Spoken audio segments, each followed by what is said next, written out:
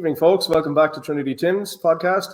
This week's episode is our Christmas special and it's titled Park the Bus in honour of Jim Goodwin's tactical genius from yesterday's Dower draw at Tannadice. As usual, I'm joined by Joe from Video Cells and James from the Celtic blog. And we have a packed show for you tonight. I suppose, look, we'll dive in straight away, guys, and start the discussion on yesterday's game because that's kind of fresh in the memory from what happened yesterday. So, Joe, if you fire away and give us your thoughts on the game against Dundee United yesterday and how you felt that panned out.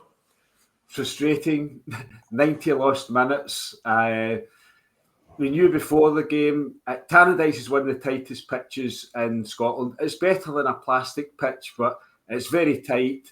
When it's windy, when it's open, there's all sorts of things there. And I really think you need to change your game plan a bit. The game plan was certainly changed by a number of injuries, but defenders all did well. Welsh, Scales and Ralston, but we had very, very little from the wings, if anything. So at Hampden, we had 5 wingers.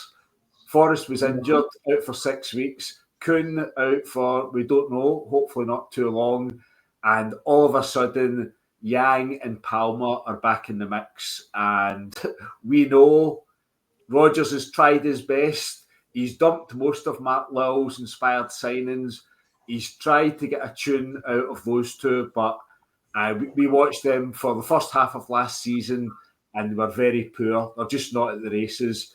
Palmer came up with some great stats last season. He had a purple patch, but that blew over. And he might be a number 10. He might be an MLS attacking midfielder or a shadow 10. He is not a Celtic left winger. So Yang's stats are horrendous. I think he's got two goals or 2 assists in 18 months. He's not played that much, but he's had enough opportunities. You'd expect anyone playing a number of games for Celtic to come up with those sort of numbers. Stephen Welsh put him through brilliantly in the first half yesterday and just blew it. And Palmer, he cuts inside all the time. That's his game. Playing him on the left, defenders know he's never going to hit the byline. He's always inside. And Dundee United, the centre park covered. No complaints whatsoever with Jim Goodwin's tactics. He's entitled to do whatever he likes. He did it with Aberdeen not so long ago. He came within 2 minutes or 2 or 3 minutes, and then Callum McGregor came up with a goal. So he left up. His Aberdeen demise was pretty soon after that. The same thing happened when I think it was a Mickey Beale revolution visited a few days later. Yes. He would do whatever the hell he likes. Celtic knew what was in front of them. The squad, we've got a good squad of 16, 17. If you take 4 out of that, and you've got to go down to positions 20, 21, you're bringing in Yang and Palmer, then they're a good deal short. We've still got 11 better players than Dundee United, maybe 9 players better than Dundee United. We should have won, but it's on the manager and players. Rodgers knew after the cup final there'd be a reaction. Players were down at Ali Pally, but they were back Wednesday, Thursday, Friday, Saturday. They knew in advance the conditions. The injuries knocked them a bit, but the main injuries were in, main illness was in defence. Defence was solid and we should have more. The only sort of positive was Ida and Kyogo. I think there might be some potential there.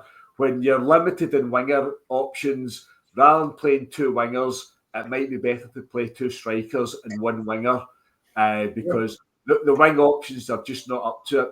We've got Maeda, and if Kuhn's not available, there's no one else really there. Yang or Palmer's not going to do it. So I would think the percentage game, analysis, whatever, you're going to be far more effective with Ida and Kyogo playing together with Maeda than you are with either of them plus 2 wingers. But frustrating conditions, lots of things involved. Hopefully 2 back-to-back wins coming up and we can start to look towards Ibrox. But a little reminder, anyone getting complacent, then we still have to work very hard and our squad is 16, 17 strong. An ideal world, I'm sure most managers would tell you, I want 22 competent players. I want 22 players that come in. We don't have that. We've got 17 or 18 that can come in. Beyond that, it's a bit of a stretch. So plenty to think about. A few days for Rodgers. I don't think it would have shocked people. What St Johnson is most demanding. That's a couple of days to get things back together, and I'm sure he will. Yeah. I mean, the loss of Kuhn, that left a huge hole. You could feel that there was just zero penetration on the wings, and obviously Maeda's Maeda, and you know what you get from him. But I think yesterday was a perfect example of how much we actually need Kuhn and how we rely on him now for goals and for penetration. He was sorely missed yesterday. And at the risk of sounding repetitive, we still had the Hatate conundrum. So what are your thoughts on it, James? I felt that again he was lacking he was just lacking in his game again. This just seems to be a continuous process at the moment. He doesn't seem to be getting out of this bad run of form. No, he does not. I think we thought that he might get dropped for his own good yesterday, but no, still in the team. First things first, I am not going to give Jim Goodwin any praise whatsoever for that yesterday. I don't think there's any merit to what he did yesterday. It's the most basic tactic in football is just to put 11 men in your own penalty box and keep them there for the whole game. Doesn't require any degree of tactical skill or sophistication at all. And it is your job to break it down. But as I said in the piece I put up earlier, the problem wasn't so much losing Kuhn. It's losing Kuhn and Forrest at the same time. Because that leaves us only Yang as an option. And Yang's an old-fashioned winger. His job is to cross the ball into the penalty area. But when there's 11 men in the penalty area, that negates the whole purpose of ever having Yang in the team. Yep. And if Forrest had been there yesterday and Forrest had played, we'd have had a better result and we'd have won the game. I'm absolutely convinced of that. Because Forrest at least is able to cut inside the box, run with the ball, get shots on target. Joe's right about Yang. Yang's stats are dreadful. I don't know how many more chances that guy's going to get. Hopefully not very many more. I think there's probably a player there, but it does not fit the style that Rodgers wants to play at all. Not even close. And Palma is one of the most frustrating players I have ever watched because there is definitely a player there and a player who could fit into your style because, as Joe says, he cuts inside a lot with the ball. But he just doesn't do it enough. And we can't. I mean, he's our Haji, if you'll pardon me for bringing one of their players into this. He'll have one good game in 5, maybe 10, and that's not good enough for us at all. It's just not going to do. Yeah. The manager's got a lot of work ahead of him. But again, this is a hand the manager's been dealt. He's only had a couple of transfer windows to fix the disaster of last summer. And he's done a reasonably good job. He was never going to get it all done during this summer. So, January is going to be important. And all the people who are saying that we need a left back and a central midfielder, I think it's obvious that we need somebody out wide. We need at least one signing on the wing. And preferably somebody who can play left and right. Yeah, I would agree with that 100%. It's looking at Palma yesterday when he came on, there was just zero penetration there. There was nothing, no end product. He literally, from my point of view, contributed nothing to the game.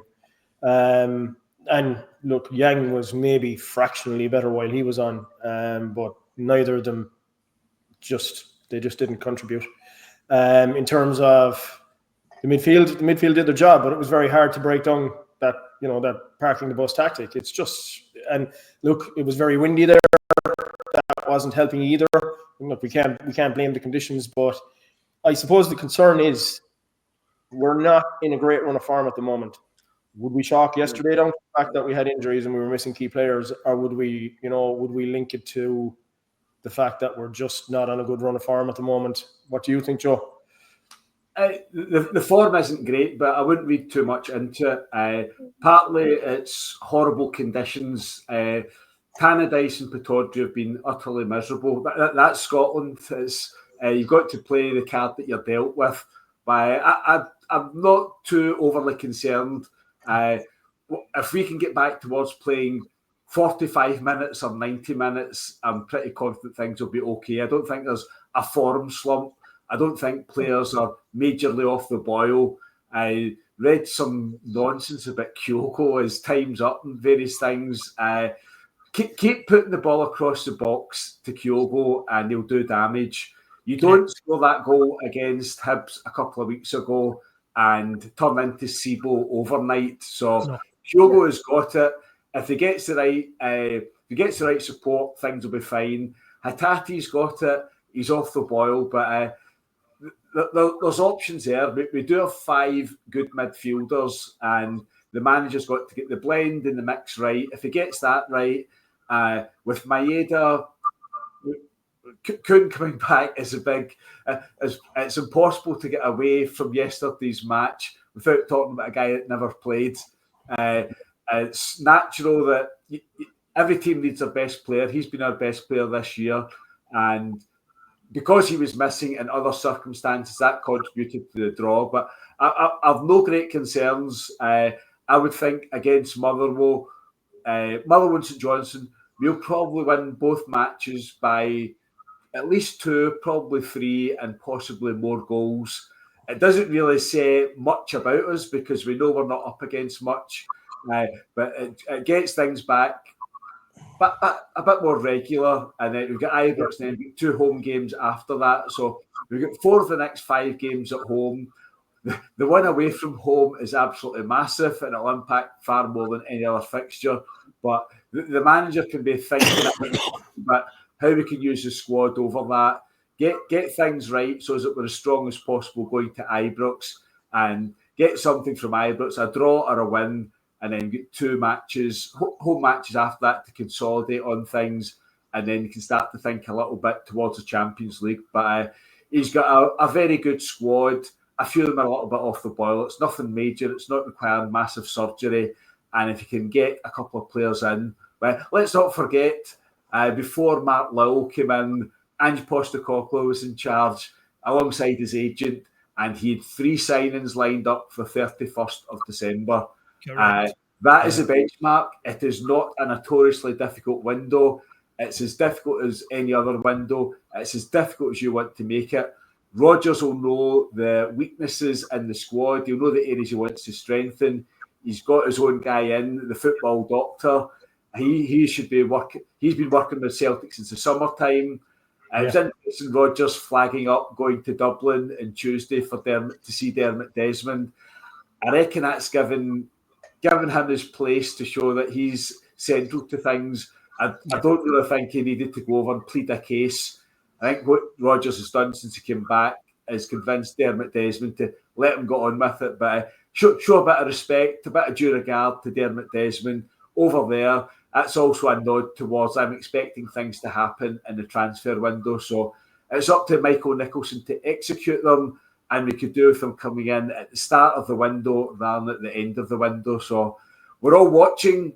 Matt Lowell is no longer in the building. Let's hope the lessons have been learned and it's quality over projects. The players come in earlier rather than later. We trust the manager and we expect him to get things. I was going to say back on board. Doesn't need to be back on board, but back in form. Get us playing the way we were. The Aberdeen semi-final and Leipzig spoiled us. They were above the benchmark, but getting back to a good level of entertainment, good attacking football, and converting chances. That's what we're looking for. Hopefully, we can see that in the next couple of matches. I don't think there's any need for anyone to be looking out cracked crests at this stage. Yeah. Well, I think if there were positives to take from the game yesterday, I thought McCowan played well, and he had 2 good chances, and he could have put those away. He was only inches away in both occasions. I think two shots on target was worrying. That was a worrying stat in the game. But overall, it just got, as it wore on, you just got that feeling it was going to be one of those days. You just couldn't see it happening. And I think by about, the 80th minute, I was talking to the guys at my CSC, and I was just saying, I just don't see this happening. No matter what we do now, you're just not going to break these guys down. And that's the way it transpired. But look, it is what it is. It's a 0-0 draw. We take it. Keith Jackson reckons there's a chink of light there for the Ibrox side. Whoop whoop. So, he reckons if they can beat us at Ibrox, that blows the title race wide open again. And I suppose Joe was only commenting it on his vlog lately that they got an €8 million or £8 million new package. Is it? Yes. Is that the transfer kitty for January? Or is that that money keeps the lights on? The telltale sign is the Daily Record, the Sun, STV, BBC haven't touched their £8 million investment. So, well, they don't want to touch it either because they know exactly what it represents. Yeah. It's money to keep the lights on. That's all it is. And if you've seen the price of the shares, have you seen the price they're selling shares for? 1 pence shares. They've got something like, I can't remember how many hundreds of millions of 1 pence shares now. I wrote a piece on it the other day. If Dave King got 1 pence for his shares, he'd be doing cartwheels. The shares are utterly worthless. 1 pence. Why would anyone splash out big money to buy 12-15% in a worthless company? It gives you no influence whatsoever. Dave King's the biggest shareholder. Doesn't get near any decision making. So leave them to their fantasies. I saw one site. The media doesn't want to touch this with a 20-foot pole. They would rather pretend this isn't happening. Yeah. Fingers crossed. Austerity kicks in next week when the January transfer window opens. They sold a lot of players for very little in the summer, and they lied about it. When they were briefing the media, they completely lied about it. Yep. If there's any offers at all, they'll be all over them in January. That's for another day.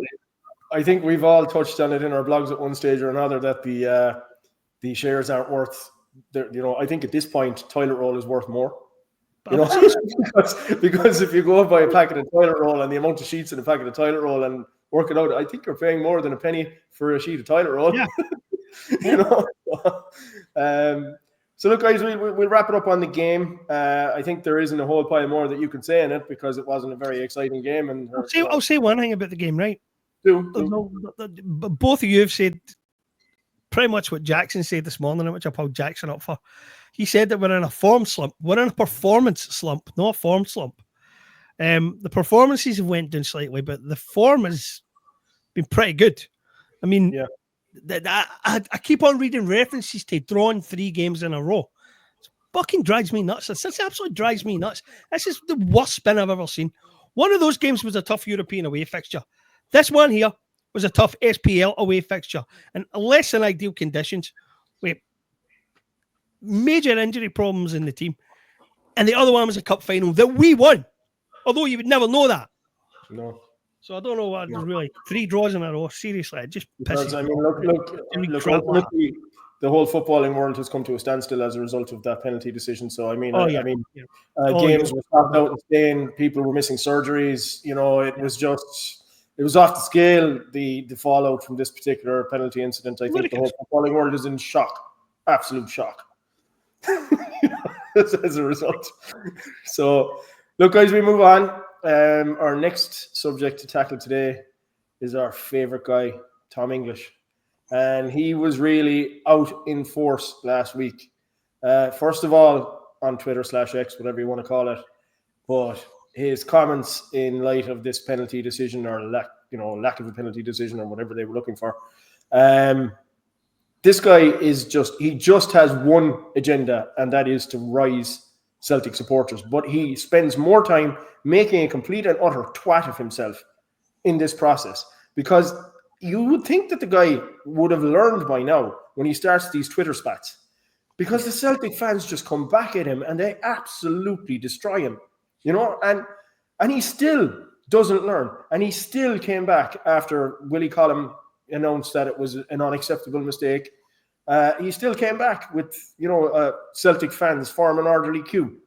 I mean, honest to God, I'm ashamed to be Irish. Because of that guy. He gives me a bad name. He genuinely gives me a bad name. And I can't wrap my head around the way this guy operates. It's just, for want of a better word, it's just utterly stupid. That's 2 words, but I had 1 word. I can't say it. So, Joe, do you want to open up on this, because you're a Tom English expert?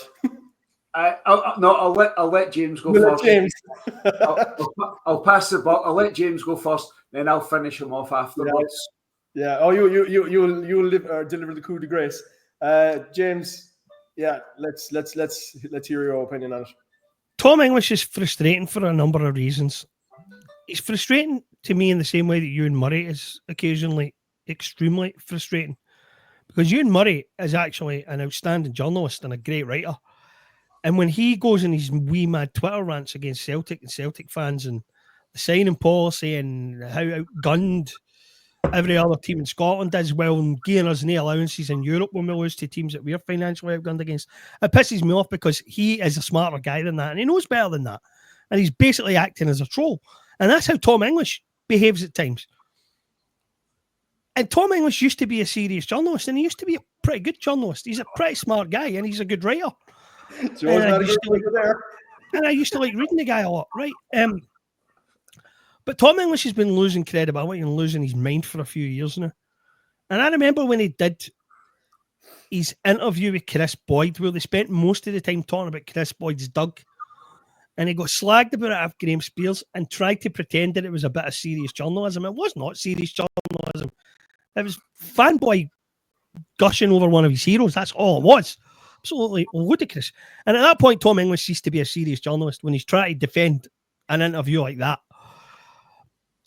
And English's problem is that he's circling that weird drain that a lot of journalists seem to go down these days, where he thinks there is a difference between something that pisses people off and something that's genuinely controversial. Now, genuinely controversial opinion is an opinion that flags in the face of the majority opinion, but has some maybe discursive merit to it. But trolling is a different thing entirely, and you don't need any level of skill for it at all.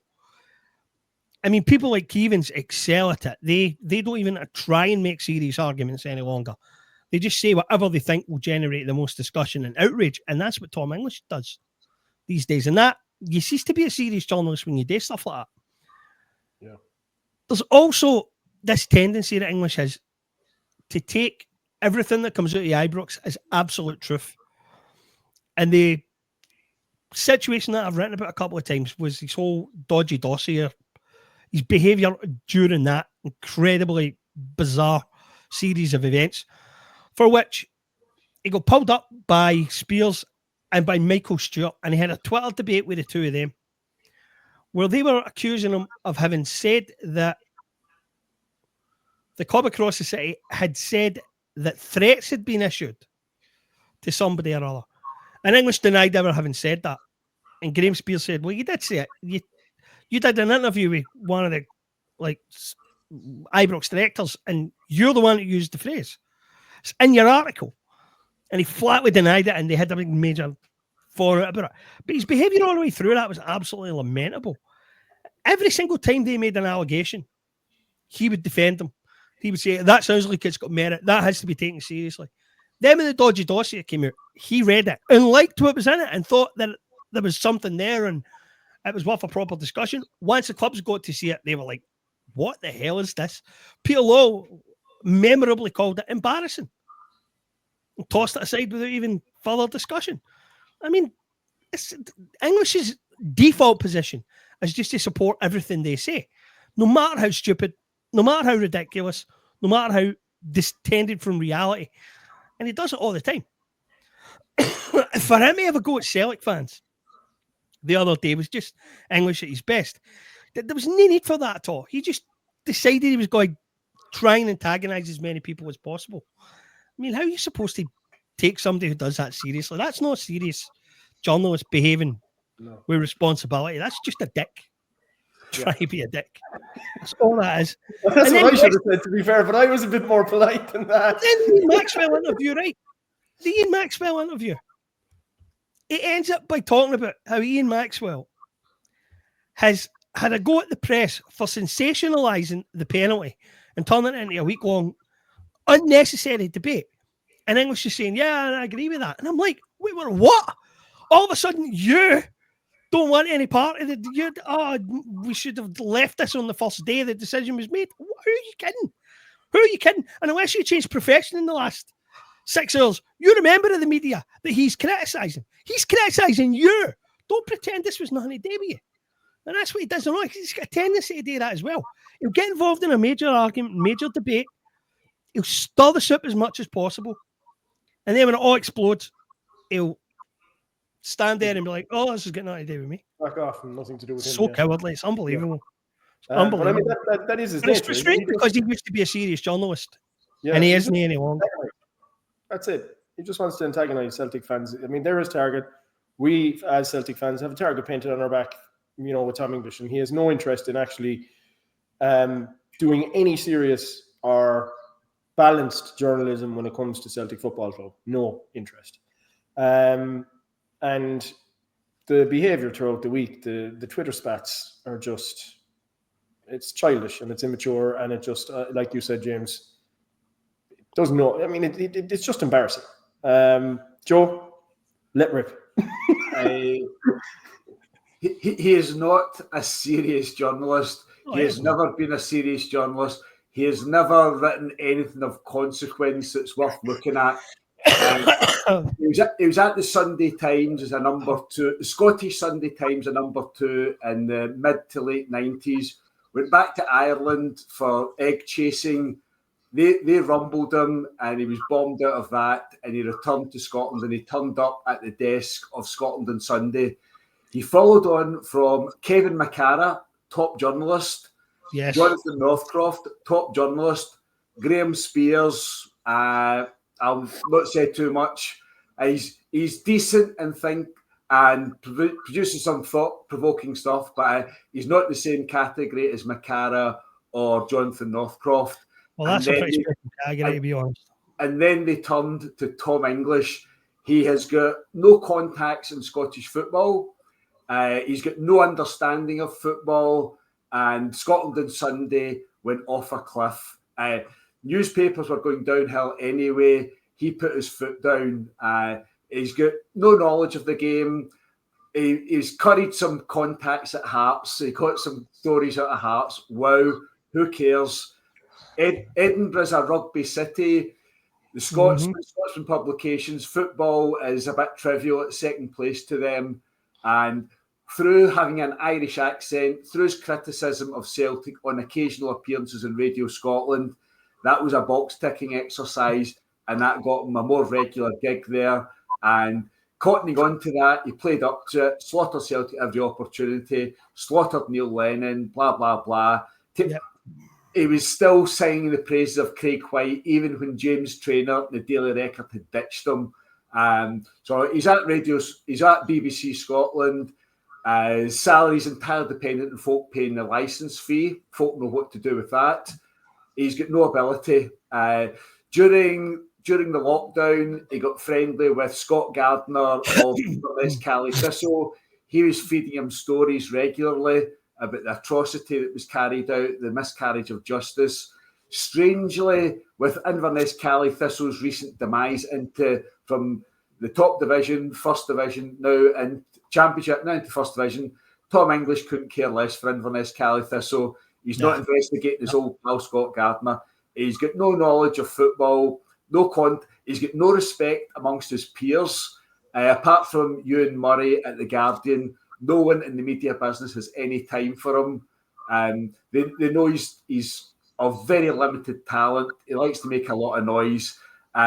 We forgot the Shane Warren incident, which sums the guy up. Famous Australian sportsman died.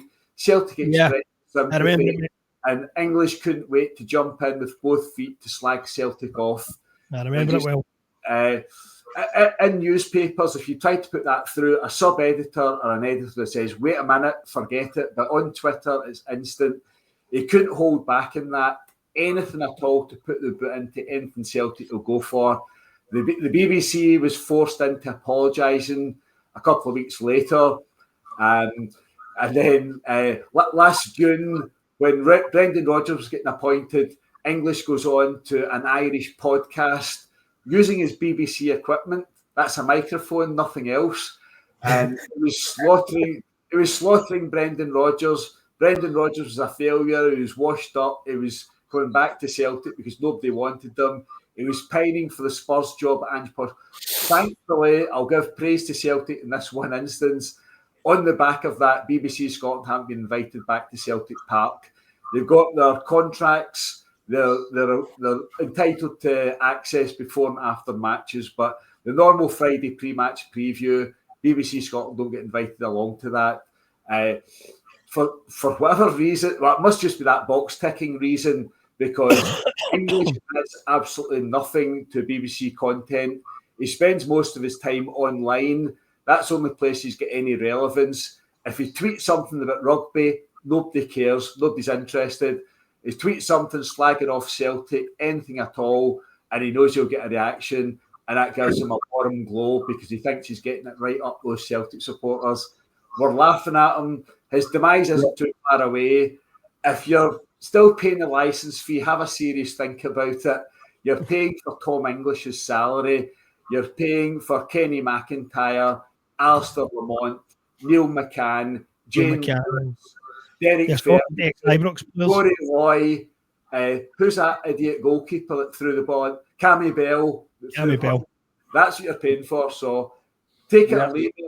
It doesn't bother me. He's a figure of fun, ridicule.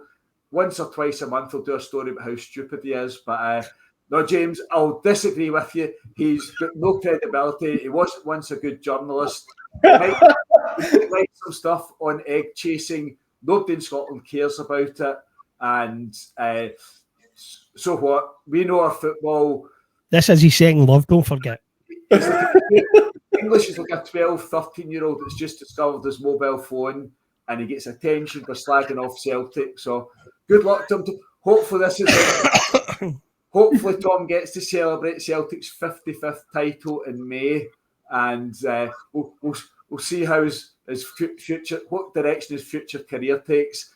If it's not with the BBC, it's with no one, because no commercial organisation would touch him, because he's not going to add anything to their output. He's not going to add clicks. He's not going to add viewers, and that's why he's left at the BBC. So I've curtailed myself. I've kept the handbrake on. That's a nice summary of English, succulent Tam, romantic trash circulation at Scotland on Sunday. Like that. That's a nice name. And BBC Scotland's bad enough. Tom English ticks a few boxes. House Paddy, and hopefully suffering for as long as possible with Celtic's continuing success. Amen. Correct. Well, I mean, I can't really follow on from both summations there. What can I say? I keep it brief, right? So back in my, we'd say my blogging infancy, I wrote an article Joe is aware of called "Why Does Tom English, an Irishman, hate Celtic so much, and why does he feign his love for Sevco?" That was in January of 2022, and that was, I think, that particular blog is what brought me to where I am now, or here where I sit now, right? But as I was in my blogging infancy at the time, I was in my Twitter infancy as well, because I never had any interest in Twitter, but I had to set up an account when I started blogging. So I followed Tom English, and because I wanted to see what he was saying on Twitter. And as soon as I published that article, me being a guy who just had my blog going on to Celtic News Now, nowhere else, a couple of days later, I was blocked from Tom English on his Twitter account. So he's a very tender guy, he's I've very survived that until now, I must admit. Yeah, he's a very soft guy, obviously. I hit a nerve. And he obviously read what I wrote, just, despite the fact I was only, starting out as a blogger. It hit a nerve, and he blocked me off Twitter. So that's kind of I always thank Tom English for getting me to where I am now, anyway, because Joe read that article, and then Joe contacted me, and the rest is history, as you know, as we said in the first blog. But as an Irishman, I'm embarrassed. Yeah, he embarrasses me. And every time I go on and I see his once he starts antagonizing Celtic fans, or trying to antagonize Celtic fans on Twitter, it's cringe. It's cringeworthy. And the thing is, we slaughter him. We absolutely slaughter him. The comments that come back, and Joe, to be fair to you, you don't hold back when you do articles with the comments at the bottom, and I love it. I absolutely love those articles because Joe really lets rip, and he puts every comment that the Celtic fans made on especially last week when he did the one about forming an orderly queue. The follow-up to that was brilliant, absolutely brilliant. But I deleted my own tweet on that. My initial tweet on that was, let's just say, it was very aggressively angry. Right. And I think it was up for about 2 minutes, and I was like, no, that's the wrong response. That's coming down. Yeah. And I thought, no, I'm going to think it. I'll spend the day ruminating this, and then I'll write about it. I'll do it properly. But, oh, dear God, man. There's a huge selection. When he puts up his nonsense, Celtic supporters are all over it from left, right and centre. Yeah. And there's some very, very smart guys out there. One shout out for the guy that's probably the best guy on Twitter, Lint. Lint had an absolute outstanding week last week. The way he puts together and compares comments and video clips is out of this world. Absolutely. I read in Kerrydale Street a few weeks or months ago, somebody suggesting that Lint has done a better job in the SFA than Michael Nicholson. It's a pretty low benchmark, but Lint has been outstanding. Yes, every discrepancy, every example of double standards, he's been all over it very quickly. And guys like Tom English or Lint, it's Champions League against the Lowland League. Absolutely. He's miles and miles at his depth. He can pat himself on the back and think he's the smartest man in BBC Radio Scotland, but guys like Lint and again, that's a pretty low bar you're setting there. I know.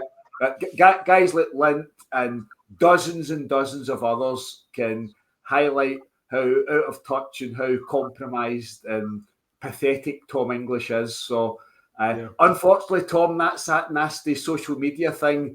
It's the thing that you live off because you get no contacts in the real world.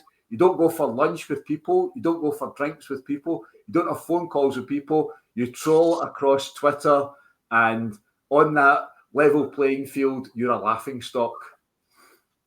Yeah, well, a shout out to Lint, definitely, and he's more than welcome to come on to our podcast anytime. Absolutely. We, if you're listening to us at any point, Lint, you're more than welcome to come on and share your comments with us. So look, guys, we'll move on. I think we need to put the penalty story to bed from last week because, as I said, the shockwaves around the world the reverberations are still going. So I mean, the footballing world is just in absolute shock after what happened last week, and but I think we need to put it to bed. So we need to, as Celtic supporters and bloggers, talk about incidents down through the years that were absolutely blatantly, off the scale, ridiculous, that went against us. Because we've seen evidence last week as how the Ibrox side reacts if something doesn't go their way. And, when you look at this decision, okay, you could see why the officials in the VAR room would miss it, okay? Of course. You could see, his foot was barely on the line. And yes, I looked up the rules, and the rules say that if your foot's on the line, your foot is technically in the penalty box. So it should be a penalty. But I suppose that kind of made me wonder, like, if the ball's on the line, then why isn't it a goal? So it's a strange rule. I think, like, your foot's either outside the box or it's inside the box. If it's on the line, it's not in the box. But anyway, that's just my opinion. It's neither here nor there. But James, what's your opinion on the whole of last week? Because to me, just one point I'll make to you is, like, everything else that went on in that game was entirely ignored. Everything. And this penalty decision took precedence over absolutely everything, which was utterly ridiculous because there were so many decisions that actually went against us in the game, which we didn't crow about. No. And I wrote an article on it during the week, and I said, you're never going to crow when you're the winners. And the only reason that the Ibrox side crows the way they do is when they lose.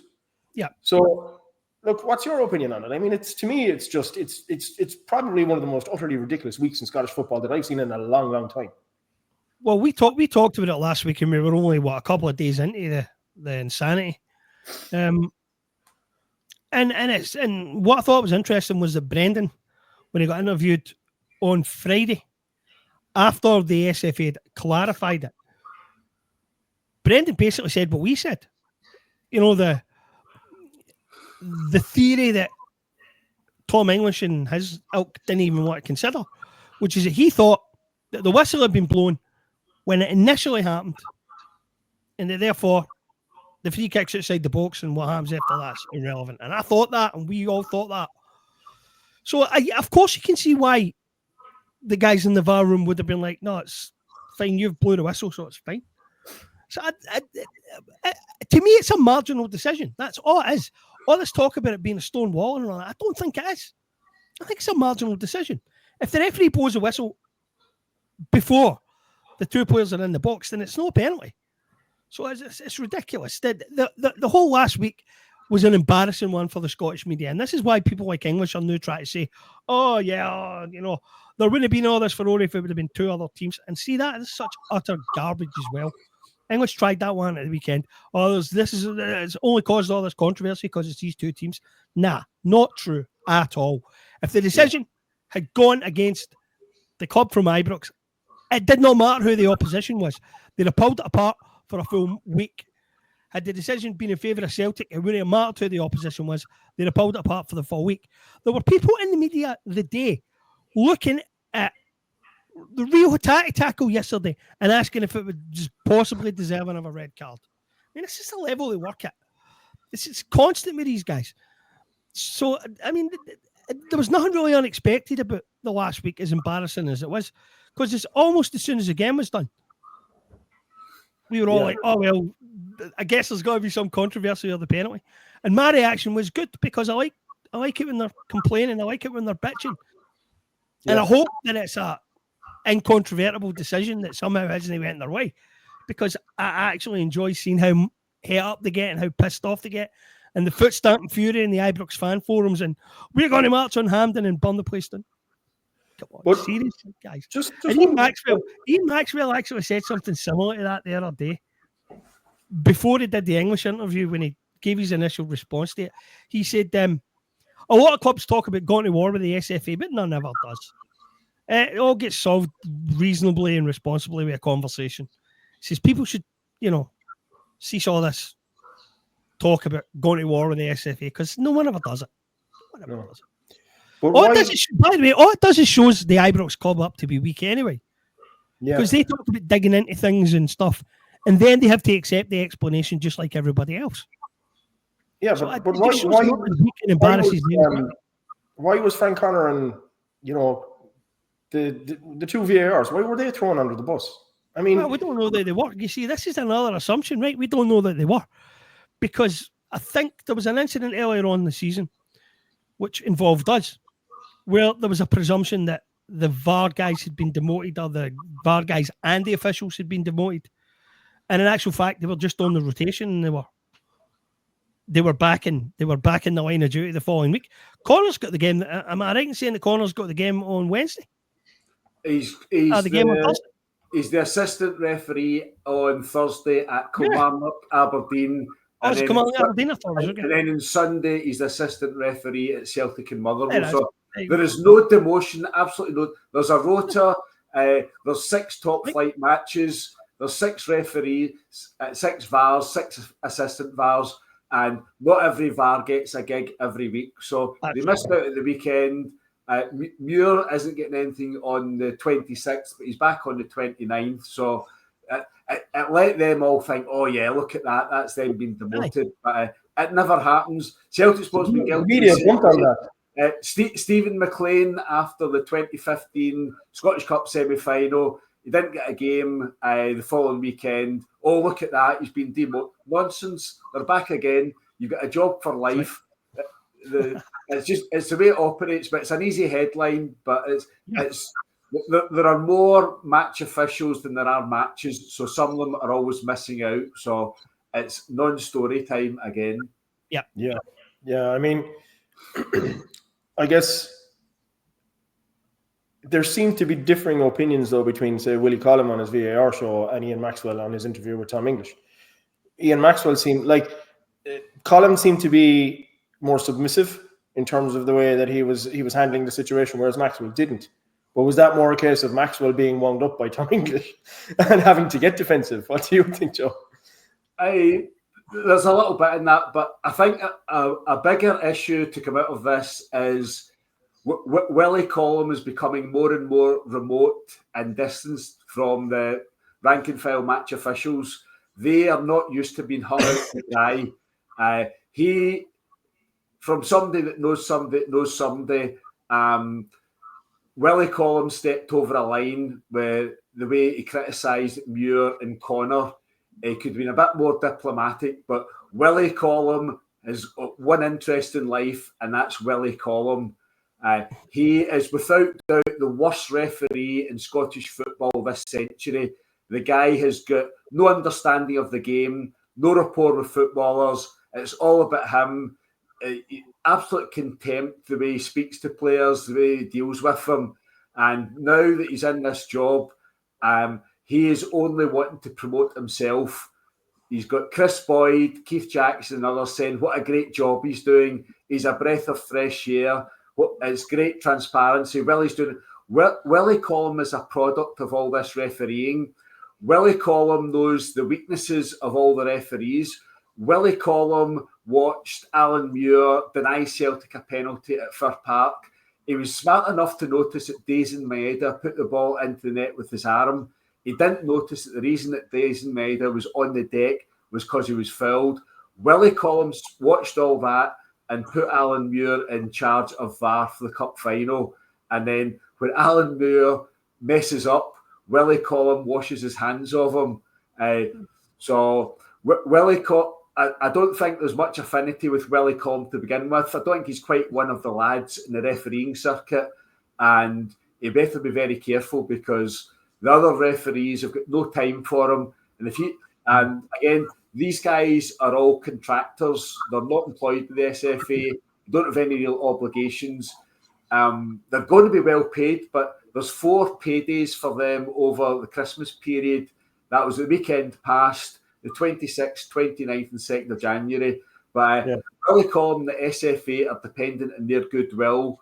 They would have put themselves forward for those shifts in advance, but goodwill is going to be thin in the ground. And if Willie Collum likes to keep on promoting himself to the detriment of match officials, he might find the match officials aren't doing him any favours and aren't quite as available as he'd like them to be. So, again, Willie Collum, he's enjoying the spotlight. He's on with Gordon Duncan. There's plenty of fun banter. Willie's a great lad after all. And he should be a bit more diplomatic, rein himself in. He should be supporting referees, helping referees, rather than slagging them off when Willie Collum is the guy at the centre of the problems. He's a product of it, and he decided who was getting those appointments at Hampden, and they mucked up. Willie Collum, nothing to do with me. It's all the VAR fault. So there's plenty of mileage in this. They finally get around to announcing the match officials for Thursday's matches late on Monday afternoon. So there must have been some shuffling going on, switching guys around, and we wait to see what they come up with for the 2nd of January. Was it Nick Walsh has got the Edinburgh Derby on Thursday? Most folk would think he's most likely to get the Glasgow Derby. Getting both those fixtures within a week isn't ideal, but they're not in an ideal situation. I think Don Robertson's possibly the other. I thought for a while David Dickinson was going to get it, but he's at Fir Park, I think. He's at Fir.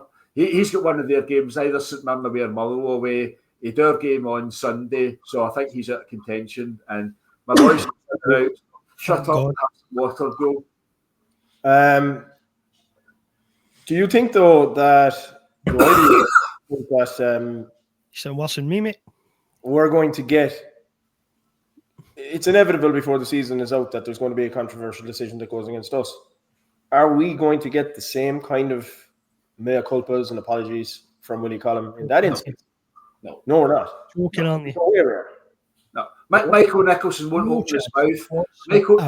When Brendan Rodgers calls out John Beaton as Michael Nicholson says nothing. The instance at the game in the cup final, serious attacks on Kuhn, Maeda by Jeff Day and Leon Balogun. Michael Nicholson says nothing. Broken glass appears in the Celtic penalty box at Ibrox at half-time, mysteriously while the Ibrox groundsmen are on the pitch. Michael Nicholson says nothing. So the SFA know they can do anything at all, and we've had plenty of bad decisions against us this season. No penalty against Kilmarnock. No penalty for us at the open game against Kilmarnock. No penalty for us at Fir Park. Various incidents in the cup final all went against us. We managed to overcome it. There will come a day, there'll be another Tynecastle. There'll be a day where there will be, of course, decisions go against us. We don't win. Celtic supporters will be outraged, and Michael Nicholson will say SFA. It's the Celtic way. It's been that way since July 2012. They will not say anything to upset the SFA, and that's just part of the package Celtic supporters have for Scottish football with the current management of the club. That's executive management, not football management. When it gets pushed, Brendan Rodgers will call it out, but it has to go to extremes. Yeah. Okay, look, we'll sort of wrap up this segment with, we've each got to give a decision down through the years which we'd rate as one of the worst we've ever seen go against us.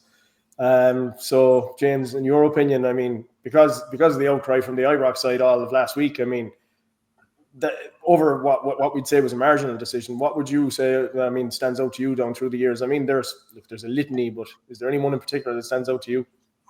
There are two that actually stand out a mile. George Cadet's chopped off goal against Rangers at the time was an absolute atrocity, and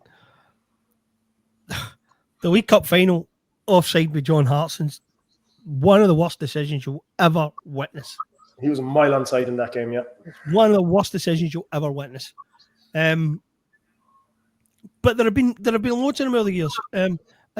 Remind me, guys, a man nuts or did Paul Lambert get sent off at Ibrox? When he got his jaw broken. Lying on the pitch getting treated for a broken jaw. No, you're nuts. No, he never. He picked up a bad injury. He was sliding in. Albert's knee hit off his face and he was off injured. He didn't get sent off. He didn't get sent off. Did he get a card though? I don't think so. I think he might have been booked earlier on in the match, but I'll double check that.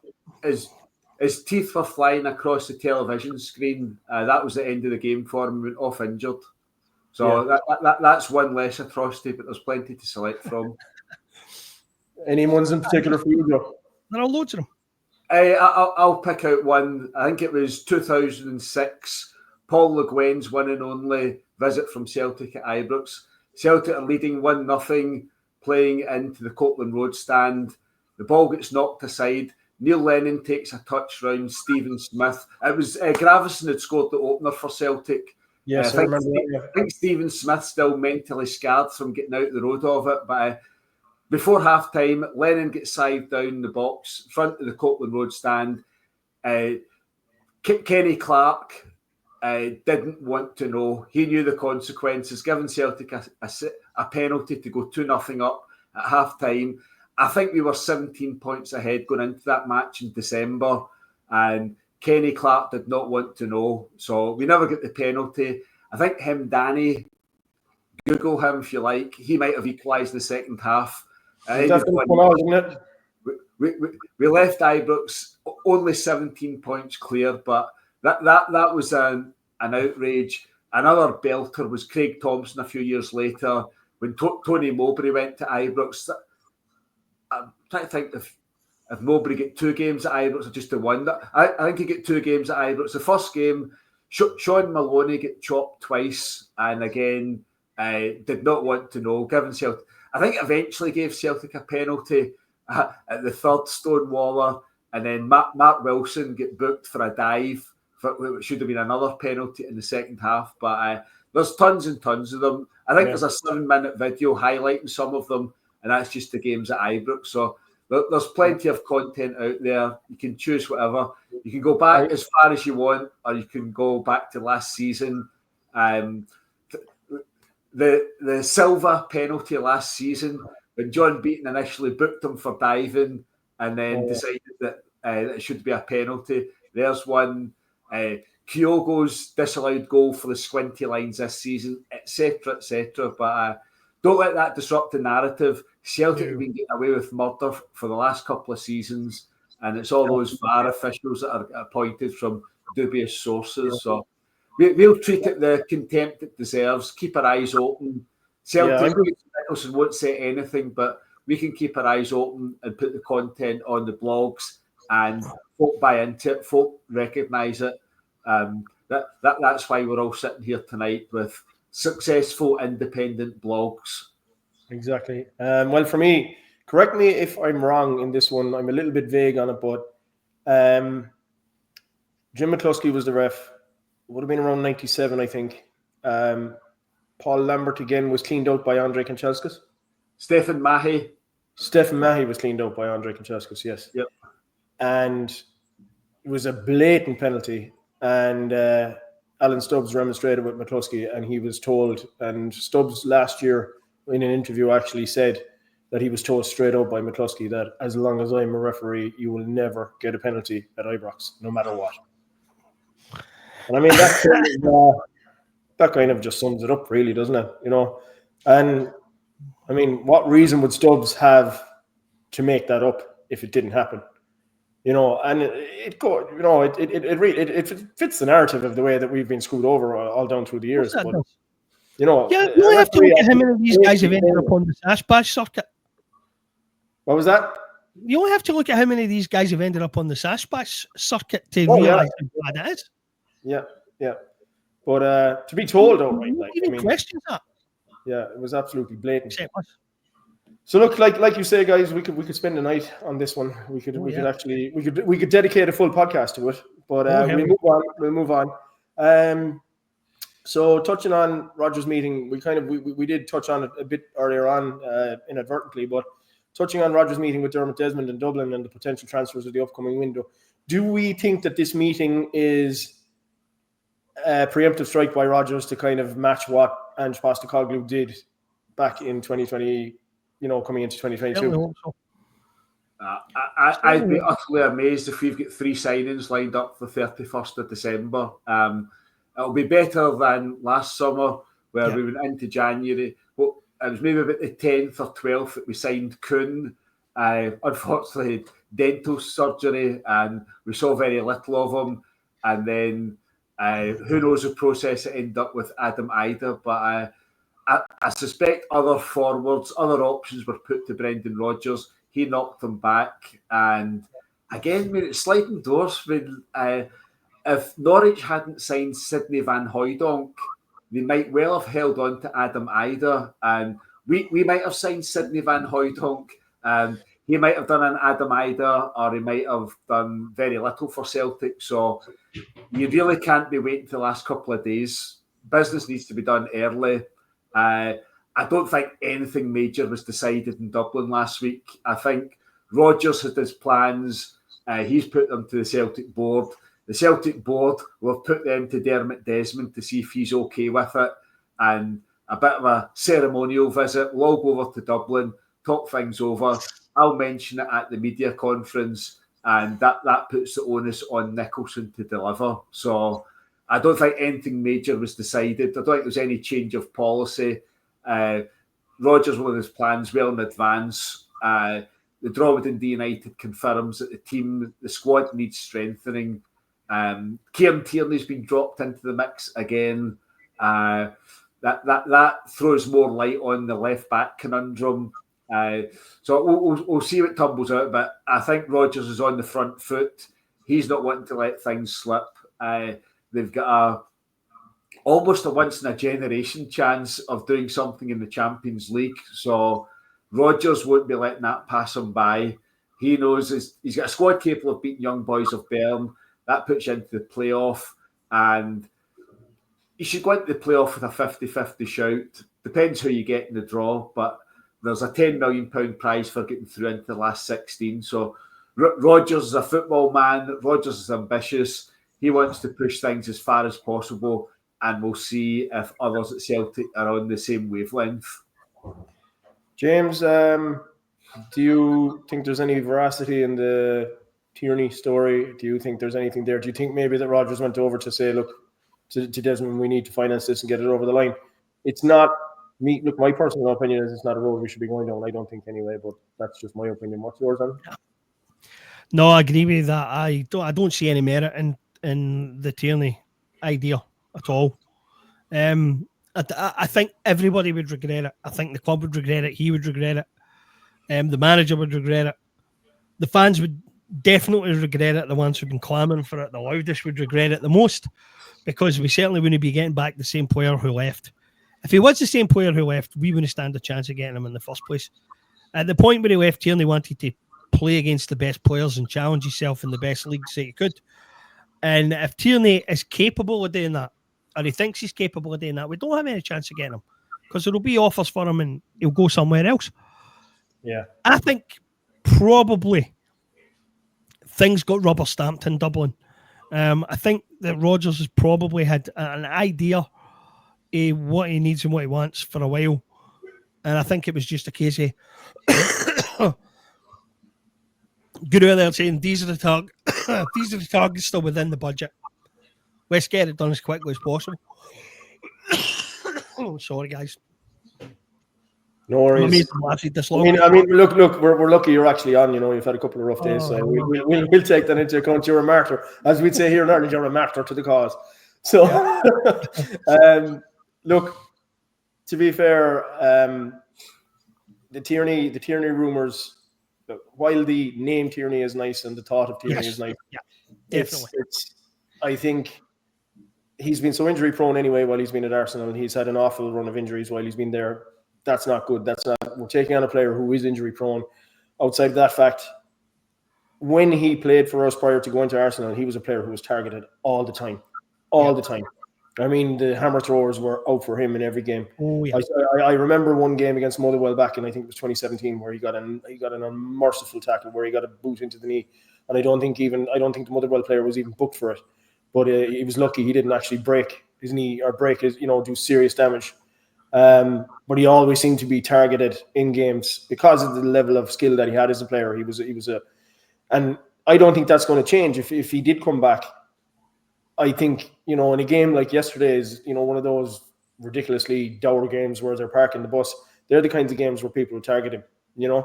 And I just don't know. I there's thousands of Celtic fans out there think it's a good fit. I just don't. I think we're we're kind of trying to relive history with him, and I just don't think that's going to happen. No, we might see him arrive in January, and he might surprise us all. But look, I don't see it happening. But you don't think either, Joe, that it was a case of it was just a customary meet and greet. Yeah, I don't think there's any big business to be done. I don't think Rodgers had to convince Dermot Desmond into things.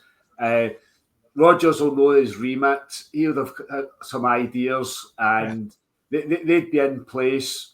Just talk things through, person to person, eye contact, get it through. But Nicholson and Chris Mackay, they were along for the journey. I suspect they didn't have much input into it, and they were there as witnesses to it. So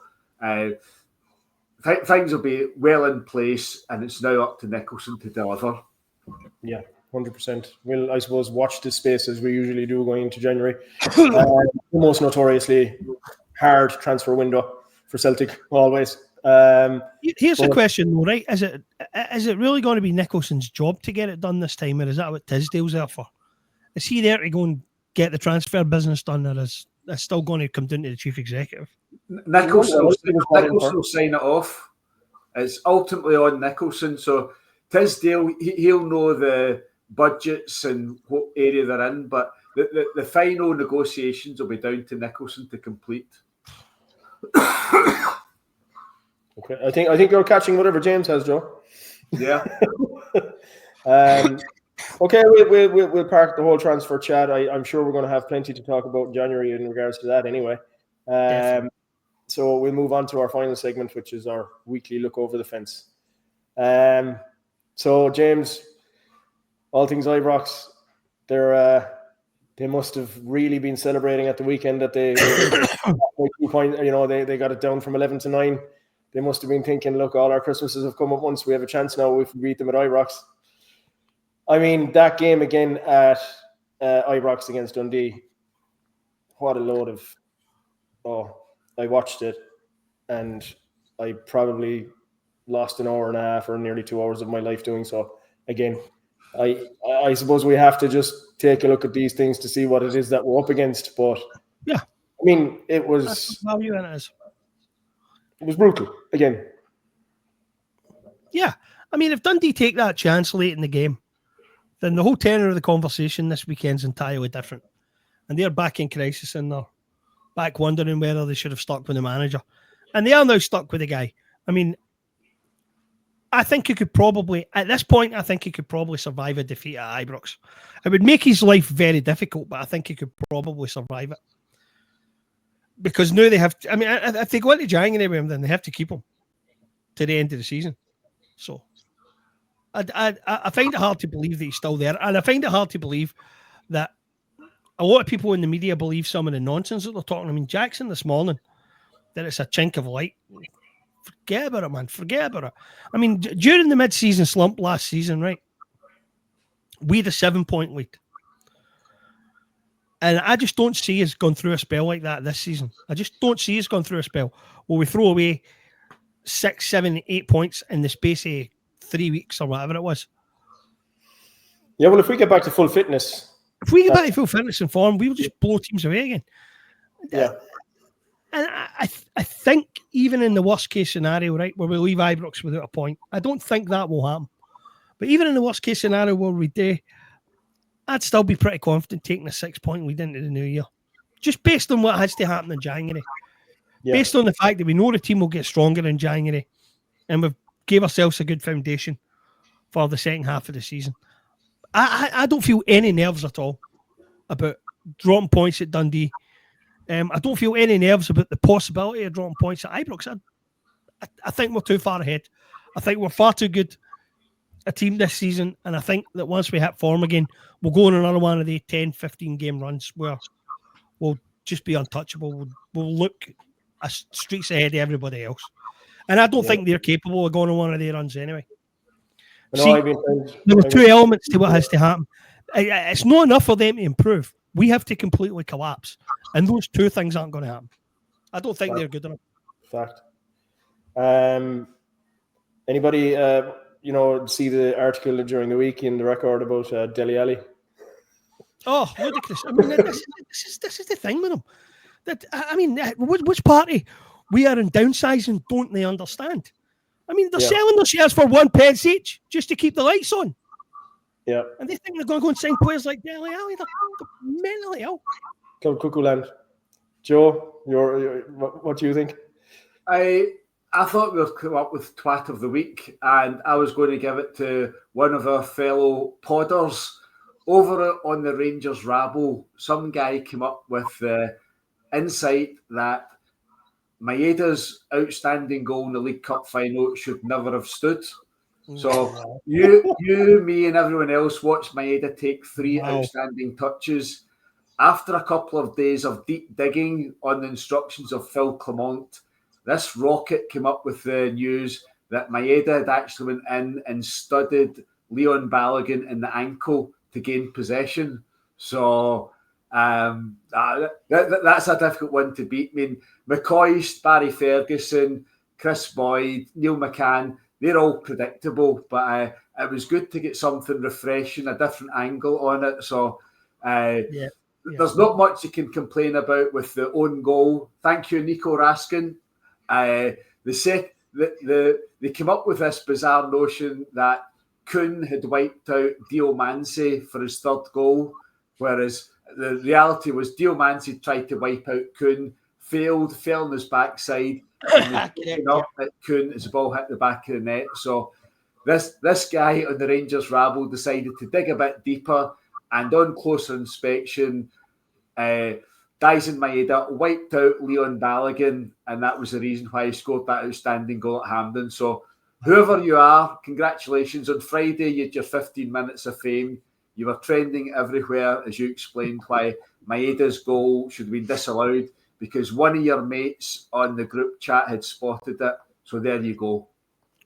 Yeah, that's a pretty good one, Joe. I'd be inclined to, I'm guessing if you saw this guy actually turned around and said at the end that, the fact that Maeda studied the Ibrox player and they had the penalty denied as well, that the game should have been replayed, yeah? Because that's what they were all looking for. So obviously he was demanding that as well, I assume, yeah? At the very least. But no, I think we can park it. It's still fermenting over there. They'll be stewing on it for a long time.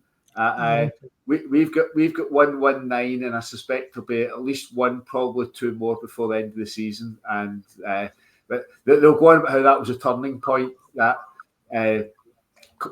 just everything conspired against them that day. From Alan Muir, who we all know, from John Beaton, who we all know, and fourth official Stephen McLean. But that was all over. That was all knocked out by the presence of Frank, the sinister Frank Connor, as with an Irish surname. Frank Connor was more powerful than John Beaton, Alan Muir, and Stephen McLean in the League Cup final. Facts! ! Absolutely. I have to admit, and I didn't touch on this in the synopsis of the Dundee United game though, but I did really enjoy Chris Sutton's comments about the wind being 55 miles an hour yesterday. Did you hear that? The number 55. he really got it in there. He's very quick off the mark, to be fair to Sutton, isn't he? That was a good one. Yeah, I enjoyed that one. So look, we'll wrap it up with our usual, guys. I think you've already said what your twat of the week is, Joe. James, who's your Ibrox twat of the week? Well, use a famous film quote, there can be only one. And if Tom English does not win twat of the week this week, then the competition has no meaning. Oh yeah, 100%. And I think we covered that fairly well. For me, I think Barry Ferguson's in with a shout after his article after the cup final, because apparently they found their balls again. So, and he's been crying out for balls for a long, long time. And according to him in his article at the start of the week last week, they've finally found their balls again. So, everybody's back in the good books with Barry Ferguson now that they're ballsy. So he's my twat of the week anyway. Well, look, as usual, we're going a bit over time. We tend to go a bit over time every week, which is no bad thing because people like what we talk about anyway, judging by the reaction we got last week. So I think we'll wrap it up for this week, guys. In terms of our followers, folks, like and subscribe. Keep them coming. We got a great response to last week's article, we all talk in articles because we're bloggers. I meant podcast. But to be fair, yeah, thanks, folks, for the support we got in the last podcast. It really performed well. So keep them coming. I think we're definitely building up an audience. People like what we talk about, and we got to keep it fresh, guys. So we'll aim for next Monday night again, and we'll probably have plenty to talk about. Joe will be hosting again next week. And till then, a very, very Merry Christmas, guys. I hope you have a good one, and you get to spend some quality time with your family over the next few days. And keep well, and make sure you have plenty of tipples over the coming days. All right. What 1 minute? This Christmas is a great time for lots of people, but equally, a lot of people, it's a difficult time for them. They're on their own. There's lots of problems. There's loads of issues out there. But just remember, you're not Tom English. Bear that in mind. No matter how bad things might feel, no matter what challenges you've got in life, when you wake up in the morning, you're not Tom English. Cheers, Tom. And on that note, I'm going red here. So good luck, folks. See you next week.